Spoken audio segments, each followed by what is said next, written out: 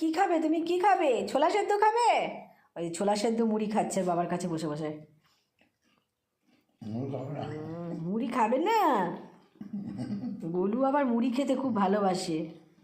বিকেল গড়িয়ে এখন শীতের সন্ধে হয়ে গেছে।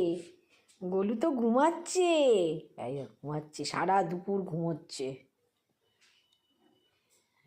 ঘুমাচ্ছে, দেখেছো? গোলু ঘুমাচ্ছে দুপুর থেকে, বেয়ে ঘরে ঘুমাচ্ছে। দুপুর থেকে সন্ধে হয়ে গেল, ওর বাবা পাশ থেকে বালিশটাও সরাতে দেয়নি, বলে ও নাকি জেগে যাবে।